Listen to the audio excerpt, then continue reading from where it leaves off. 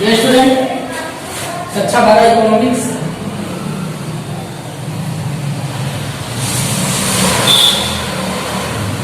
इसके पहले हमने आर्थिक विकास के बारे में पढ़ा।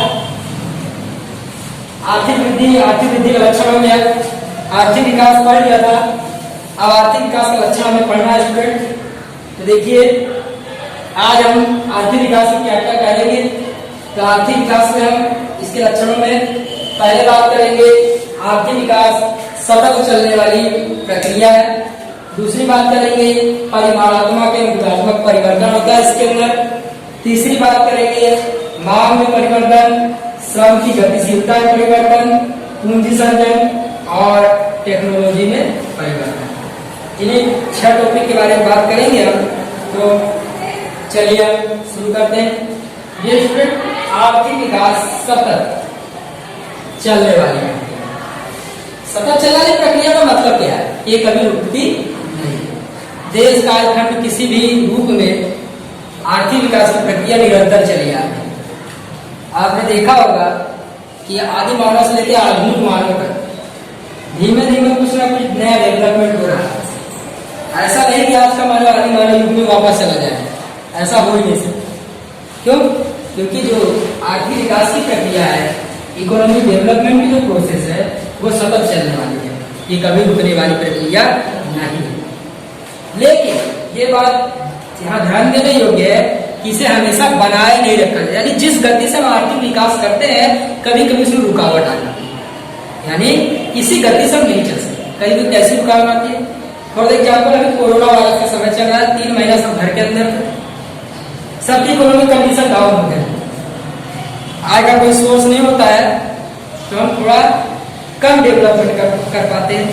यानी कई कारक होते हैं जो आर्थिक विकास में बाधा डालते हैं। सतत चलती है, लेकिन कभी कभी जिस गति से चलनी चाहिए उस गति से नहीं चल पाती। अब हम बात करते हैं कि परिमाणात्मक एवं गुणात्मक परिवर्तन। परिमाणात्मक क्या? जो हमें दिखाई देता है। गुणात्मक क्या? दिखाई तो देता है, अनुभव भी किया जा सकता है। कहने का मतलब है कि आर्थिक विकास के दौरान वस्तुओं का उत्पादन भी होता है और साथ साथ उसमें गुणात्मक परिवर्तन भी आता है। फॉर एग्जाम्पल, मैं छोटा सा एग्जाम्पल दूंगा। आपका मोबाइल, आप 10 साल पहले या 15 साल पहले आपके पिताजी या जो भी रहे घर के, वो एक छोटा कीपैड मोबाइल यूज करते थे, और आज के समय आप एंड्रॉइड फोन वगैरह जो भी है यूज कर रहे हैं। कैसे? तो मोबाइल के किसमें परिवर्तन आया? तो मोबाइल के गुण में परिवर्तन आया और अच्छा परिणाम है। समय के साथ साथ आर्थिक विकास के अंदर क्या होता है? परिमाणात्मक और गुणात्मक परिवर्तन होता है। यानी जो वस्तुएं बनती हैं उनके गुण में निरंतर सुधार होता है।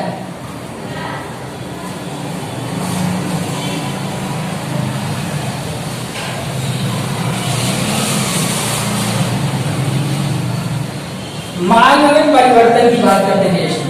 मांग में परिवर्तन क्या होता है? तो देखिए, कभी कभी क्या होता है कि जब लोगों की इनकम कम रहती है तो उनकी डिमांड भी कम होती है, लेकिन इनकम के साथ साथ डिमांड भी बदलती है। कहने का मतलब है कि अगर व्यक्ति की इनकम कम है तो कम खर्चीली वस्तुओं का उपभोग करेगा, लेकिन जैसे जैसे इनकम इंक्रीज होगी, बढ़ेगी, वैसे वैसे उसका जो वस्तुओं का डिमांड होगा, मांग होगा, उसमें चेंजेस आएगा, परिवर्तन आएगा। कहने का मतलब कभी कभी उम्र के अनुसार भी वस्तुओं की डिमांड में परिवर्तन होता है। छोटे बच्चों की डिमांड कुछ अलग होती है, युवाओं की डिमांड कुछ अलग होती है, और वयस्क या प्रौढ़ व्यक्ति होते हैं उनकी डिमांड भी अलग होती है। तो वो आयु के आधार पर मांग की बात की जा रही है, वो आपको नहीं पढ़ना है। केवल आपको इतना ध्यान देना है कि मांग में परिवर्तन कैसे होगा। आय बढ़ेगी, जाहिर सी बात है, जब लोगों की इनकम बढ़ती है, आय बढ़ती है, तो उनकी वस्तुओं की जो डिमांड होती है वो भी बदल जाती है। कहने का मतलब है कि लोग कभी कभी अच्छी क्वालिटी की डिमांड, क्वांटिटी साथ साथ क्वालिटी दोनों की डिमांड करने लगते हैं, मांग करने लगते हैं। यानी कि कहने का मतलब है कि आर्थिक विकास का एक लक्षण है कि मांग में परिवर्तन होता है। अब बात करते हैं बहुत बेहतरीन टॉपिक है, श्रम की गतिशीलता। गतिशीलता का मतलब क्या होता है? लगातार परिवर्तन होता है। गतिशील कहने का मतलब है मनुष्य का स्वभाव भी गतिशील होता है। अगर मैं कह दूं हमारा स्वभाव का बदलते रहता है, विचार क्या होता है निरंतर बदलते रहते हैं, कभी अच्छे विचार कभी और विचार आते रहते हैं। उसी प्रकार से आर्थिक विकास के अंदर श्रम भी गतिशील होता है। अब श्रम कैसे गतिशील है? श्रम तो गतिशील हो सकता है, गतिशील तो माना होगा, श्रम भी गतिशील होगा। जाहिर सी बात है मनुष्य जहां जाएगा तो वहीं मेहनत करेगा, इसलिए यहाँ पे लिख दिया गया है श्रम की गतिशीलता। अब हम बात करते हैं श्रम की गतिशीलता कैसे। देखिए आर्थिक विकास से क्या होगा, क्या परिवर्तन होगा? पहले आपने देखा गुणात्मक, गुणात्मक क्या होगा? शिक्षा, चिकित्सा, ये सारे परिवर्तन होते हैं। तो आर्थिक विकास का क्या होगा? शिक्षा का विकास और विस्तार होगा, लोग पढ़ेंगे लिखेंगे, ज्ञान अर्जित करेंगे, कुशलता आएगी, तो क्या करेंगे? अधिक से अधिक काम के अंदर जुड़ेंगे क्या होगा? आर्थिक विकास के अंदर और भी क्या चीजें होती है? परिवहन में सुधार होता है, तो व्यक्ति कहाँ जाएगा? एक स्टेट से दूसरे स्टेट में, या इंटर स्टेट भ्रमण करेगा और दूसरे राज्यों में जाके काम करेगा, या किसी दूसरे देश में काम करेगा। कहने का यह मतलब है कि जैसे जैसे आर्थिक विकास की प्रक्रिया शुरू होती है उसे बनाए रखना तो कठिन है, लेकिन उसके साथ साथ परिमाणात्मक परिवर्तन, डिमांड परिवर्तन और श्रम की गतिशीलता भी होती है। स्टूडेंट उम्मीद आपको इतना समझ में आया होगा।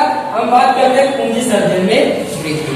पूंजी सर्जन में वृद्धि का क्या मतलब होता है? तो जैसे जैसे आर्थिक विकास की प्रक्रिया होती है वैसे वैसे लोगों की मांग बढ़ती है, डिमांड बढ़ती है। जाहिर सी बात है डिमांड बढ़ेगी तो कुछ जो व्यक्ति है पूंजी लगाने, मार्केट के अंदर पूंजी लगाएंगे, बाजार के अंदर पूंजी लगाएंगे, किसी उद्योग में पूंजी लगाएंगे, किसी का पूंजी आएगी, पूंजी लगाने वाले को लाभ प्राप्त होगा, अवसरों को अधिक आकर्षित होगा और ज्यादा प्रमाण में क्या करेगा? पूंजी लगाएगा, यानी आर्थिक विकास कारण पूंजी सर्जन में वृद्धि। अगला बात करते हैं टेक्नोलॉजी में परिवर्तन।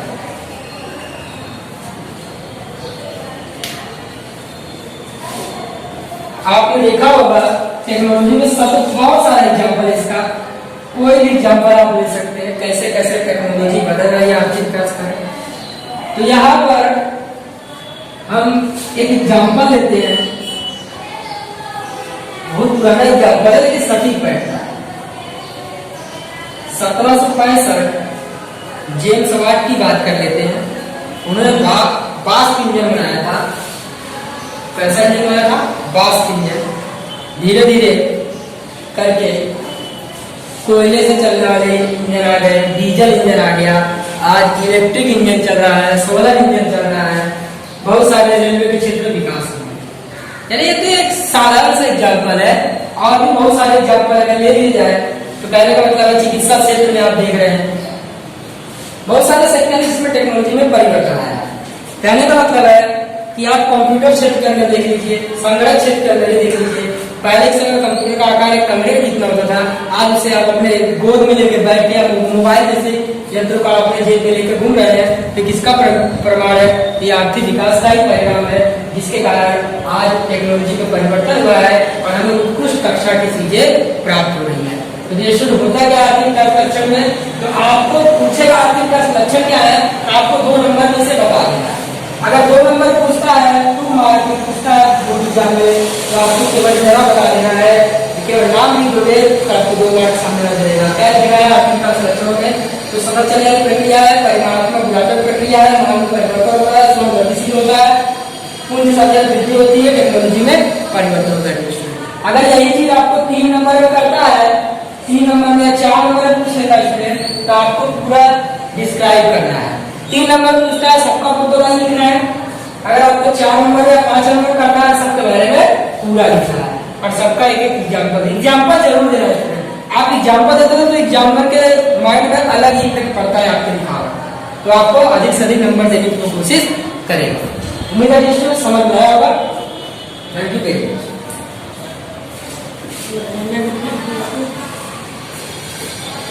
एक मिनट।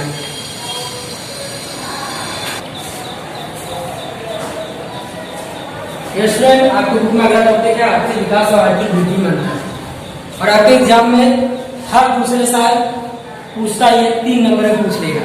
जैसे यहाँ मैं 2 या 3 टॉपिक को छोड़ दिया, उसका रीजन है कि आपको यहाँ समझाऊंगा तो नहीं समझ में आएगा, बिल्कुल नहीं समझ में आएगा।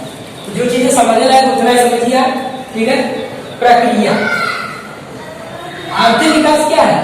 एक प्रक्रिया है। प्रक्रिया क्या होती है? धीरे धीरे चलती रहती है। प्रक्रिया क्या होती है? धीरे धीरे चलती रहती है। कहने का मतलब है आपने एक नया घर बनाया, फिर उसमें आप फर्नीचर वगैरह लगाएंगे और धीरे धीरे व्यवस्था करेंगे, यानी घर का क्या करना है? आपको विकास करना है। तो आर्थिक विकास क्या हो गई? एक प्रकार की प्रक्रिया हो गई। आर्थिक वृद्धि क्या है? घटना है। घटना का मतलब जैसे किसान अनाज उगाता है, किसी समय अच्छी बारिश हो गई, सस्ते बीज मिल गए, तो अचानक उसका उत्पादन क्या होता है? बढ़ जाता है। अचानक होने का मतलब है कि आर्थिक वृद्धि क्या एक प्रकार की घटना, एक्सीडेंशियल प्रोसेस है। अगर कहा जाए economic growth is accidental process, कहने का मतलब है कि जो आर्थिक विकास है, आर्थिक वृद्धि है, वो अचानक होने वाली प्रक्रिया है, एक्सीडेंटल प्रोसेस है। परिमाणात्मक सुधार, यानी इसको आप गणना कर सकते हैं, देख सकते हैं। इसके अंदर परिमाणात्मक एवं गुणात्मक सुधार होता है। कहने का मतलब है कि वृद्धि के साथ साथ विकास होता है। कहने का मतलब है कि यहाँ पर शिक्षा का स्तर, स्वास्थ्य सुविधाएं, बहुत सारी चीजें जो बदल जाती हैं, निरंतर चलती है। परिमाणात्मक, ये केवल परिमाणात्मक, केवल इसको मापते हैं। विकासशील, विकासशील का मतलब क्या है? कि जो आर्थिक विकास है ये किन देशों के साथ संबंधित है? तो विकासशील देशों के साथ। और आर्थिक वृद्धि किसके साथ संबंधित है? तो विकसित देशों के साथ। ध्यान दीजिए, विकासशील का मतलब क्या होता है? जो अभी नव स्वतंत्र राष्ट्र हैं, जो अभी अभी स्वतंत्र हुए हैं, वो अभी अपने आप को पूर्ण रूप से डेवलपमेंट नहीं कर पाए हैं, विकसित नहीं कर पाए हैं। इसलिए उनको किसकी जरूरत है? तो आर्थिक विकास प्लस आर्थिक वृद्धि दोनों की जरूरत है। और आर्थिक विकास किसके साथ जुड़ा हुआ है? तो विकासशील देशों के साथ जुड़ा हुआ है, क्योंकि ये अभी क्या कर रहे हैं? विकास के मार्ग में है, ये पूरी तरीके से विकसित नहीं हुए हैं। आर्थिक वृद्धि किसके साथ संचालित है? तो आर्थिक वृद्धि विकसित देशों के साथ संचालित है, क्योंकि विकसित देशों ने जितना विकास करना चाहिए था, जितना डेवलपमेंट करना चाहिए था, उतना उन्होंने कर लिया है। अब उन्हें क्या करना है? उसको धीरे धीरे इंक्रीज करना है, बढ़ाना है। यानी आर्थिक वृद्धि की घटना किससे संबंधित है? तो विकसित देशों के साथ। ठीक है स्टूडेंट, आर्थिक विकास को मापना कठिन कैसे? क्योंकि इसमें व्यक्ति के शारीरिक, मानसिक, सामाजिक, शैक्षणिक हर तरीके का विकास होता है और सबको मापने का अलग अलग तरीका होता है।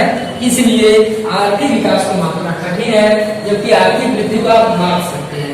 कहने का मतलब है किसान ने 50 टन का उत्पादन किया, अगले साल उसमें उत्पादन 55 टन हो गया, यानी 5 टन की उसकी वृद्धि हो गई, आप आसानी से माप सकते हैं।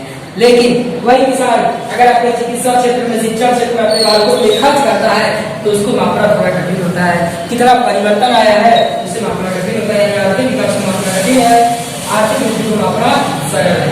ये विस्तृत है। विस्तृत का होने का मतलब है कि ये बहुआयामी है, इसमें समाज के कई पहलू जुड़े होते हैं, राष्ट्र के कई पहलू जुड़े होते हैं। यानी इस आर्थिक विकास की प्रक्रिया क्या है? बहुत बड़ी है। आप इसे माप तो सकते नहीं, माप सकते हैं लेकिन कई परिणाम होते हैं, कठिन है मापना। साथ साथ एक विस्तृत संकल्पना है। आर्थिक वृद्धि की संकल्पना क्या है? सीमित है। एक निश्चित समय में एक निश्चित अनुपात में ही वृद्धि की जा सकती है। धीमी वृद्धि क्या तेजी से होती है, लेकिन विकास क्या होता है? धीमे होता है। क्यों? क्योंकि विकास की जो प्रक्रिया है वो बहुआयामी है, वो किसी एक पर आधारित नहीं है। उम्मीद है स्टूडेंट आप सभी लोगों को समझ में आया होगा। Thank you.